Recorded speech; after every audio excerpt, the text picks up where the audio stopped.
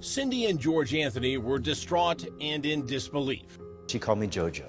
JoJo. Something I miss to this day. Their precious little granddaughter, Caylee, vanished, leaving them with broken hearts. When was the last time you saw Caylee? On June 16th, just before 1 o'clock in the afternoon. Describe that visit. Sitting watching one of my favorite programs on TV. Seeing Casey and Kelly walk out of Casey's bedroom. Caylee being dressed in her little pink top with her little blue jeans. I remember the blue jean shorts she had on, the little sandals and socks, a little backpack, her big little sunglasses she had on. Do you remember the last thing you said to her? Oh yeah, when I walked her and Casey out to the car, helped her get her into her little car seat in the back seat. JoJo loves you, JoJo, see you later. And she just blew me a kiss and I blew her one back. Did you ever see her alive again?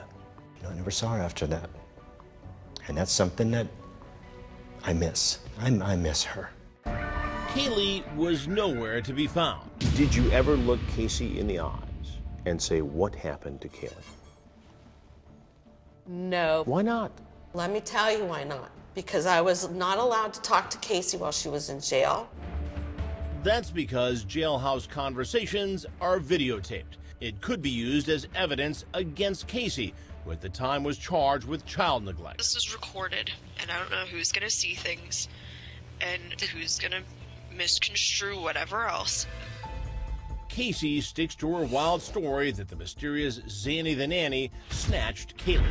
Listen, I'm in front of the cameras all the time. What message do you want me to give to Zanny and to Caylee? What do you want me to tell Zanny? That she needs to return Caylee. There was no Zanny the nanny. She exists only in Casey's imagination. Is it possible that Zanny the nanny could have been the anxiety drug Xanax and not a person? Every single one of her friends said that Casey doesn't do drugs. What do you think really happened? My gut feeling inside, As a father? as a father, As a grandfather? as a grandfather, I believe Caylee was given something and she didn't wake up. That's my feeling. The Anthonys would soon learn the horrible truth. 6 months after Caylee disappeared, a meter reader sees a suspicious bag and calls 911. 911, what's your emergency? I noticed something that looked white, and there was like a gray bag down in there. I don't know what it is. I'm not telling you it's Caylee or anything of that nature. It was Caylee. Her little body dumped in a swamp near the Anthony's home.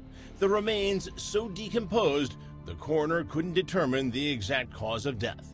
Do you think Casey killed Caylee? Casey knows what happened to Caylee.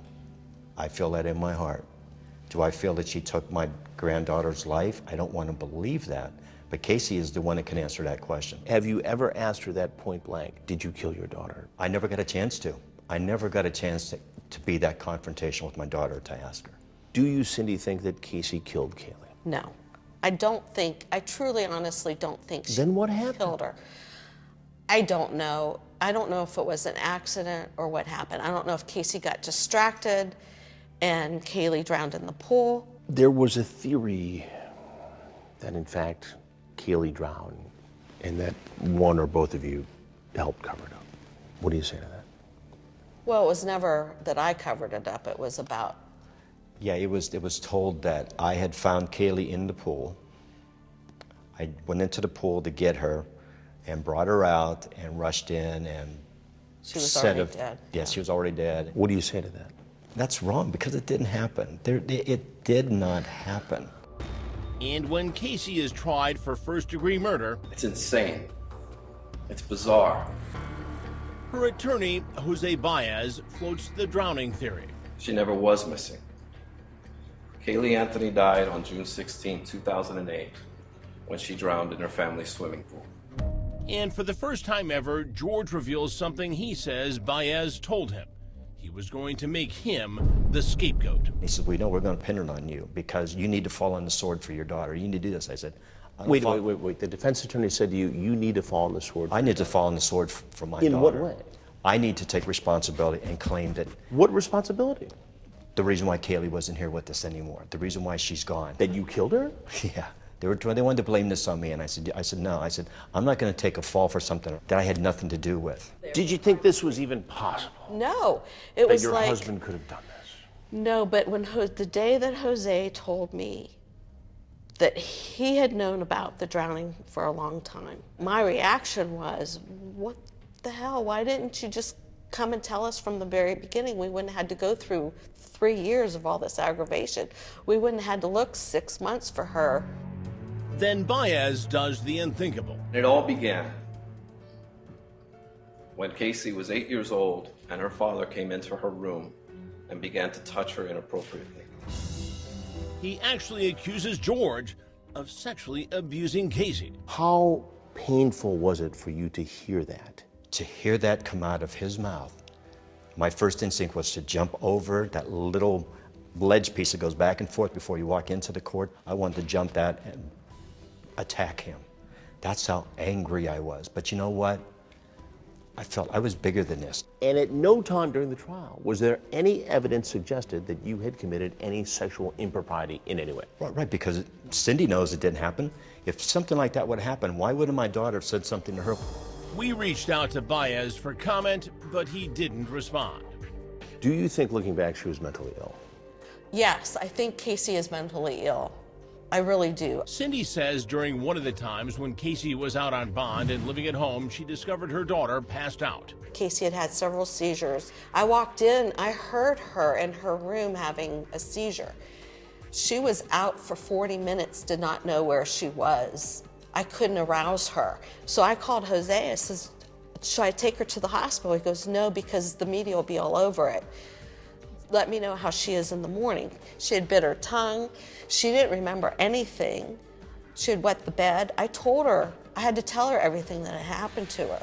You think Casey had a seizure, potentially, and didn't even know what happened to Caylee? That's a possibility. And she doesn't remember when she has seizures, unless she knows she's bit her tongue or something. I'm not sure if she didn't have a seizure that day and blacked out and found Caylee in the pool.